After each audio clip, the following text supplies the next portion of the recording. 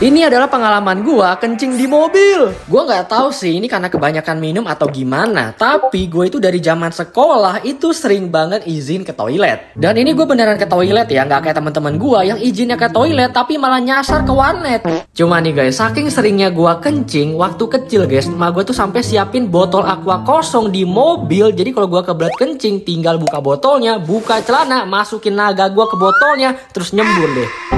Nah tapi guys, sebenarnya dulu tuh gue sempat pakai benda lain untuk menampung air emas kehidupan gue ini kalau sampai gue kebelet pipis di mobil. Dan jujur menggunakan benda itu adalah kesalahan terbesar dalam hidup gue. Ada yang bisa tebak benda itu apa teman-teman? Yang jawab plastik 100 juta rupiah buat kamu. Silakan minta ke bapakmu sendiri ya. Sumpah guys, pipis di mobil itu bukan hal mudah loh. Ditambah lagi pipisnya ke plastik lagi. Lu itu harus fokus tingkat tinggi untuk memastikan tembakan pipis lu itu pas ke plastiknya. Karena kalau sampai meleset, lu yang ditembak sama mak lu.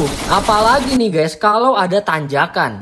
Itu makin susah untuk menjaga keseimbangan tubuh biar pipis lu itu nggak terbang-terbang kayak naga di ikan bear-brand. Tapi itu pun masih belum seberapa guys. Karena setelah melewati latihan yang intensif, gue tuh sekarang udah pro banget nih kencing di mobil pakai plastik. Jadi gini caranya. Kalau misalnya gue lagi kencing di mobil, gue bakal infoin ke semua keluarga gue yang ada di mobil, dan tugas semua keluarga gue ini akan menjadi mata-mata rahasia buat gue. Jadi kalau mereka lihat ada tanjakan di depan, mereka akan langsung lapor ke gua. Komandan, di arah jam 12 ada tanjakan, bersiaplah. Dan gua akan langsung berhentiin pipis gua dan ngeremes plastik kencingnya, terus pegangan erat-erat untuk bersiap melewati tanjakan itu. Nah, baru deh guys, setelah itu kita buka lagi plastiknya dan kita lanjut pipis. Nah, tapi guys, sebenarnya kencing di plastik itu ada satu kelemahan yang fatal. Setelah 5 tahun lebih mendalami dan meneliti ilmu perkencingan di mobil, gua masih belum bisa menemukan solusi untuk menyelesaikan kelemahan fatal ini. Dan kelemahan itu adalah plastiknya bolong. Halah, emangnya kalau plastiknya bolong kenapa? Masalahnya apa?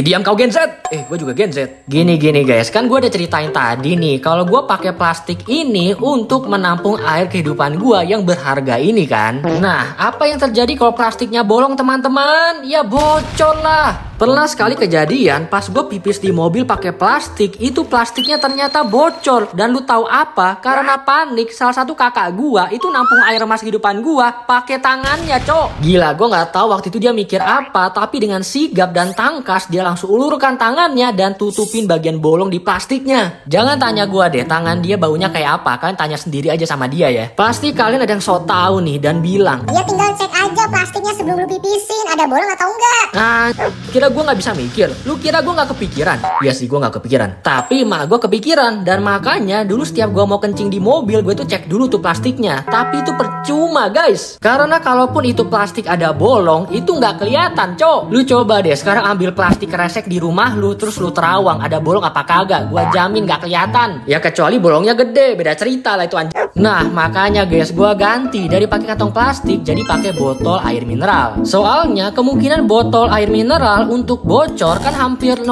ya. Cuman emang nih guys, di dunia ini itu nggak ada yang sempurna kecuali gua. Canda. Karena seenggak bocor-bocornya botol air mineral, ada satu kelemahan yang fatal juga nih, yaitu adalah fakta bahwa ini adalah botol air mineral.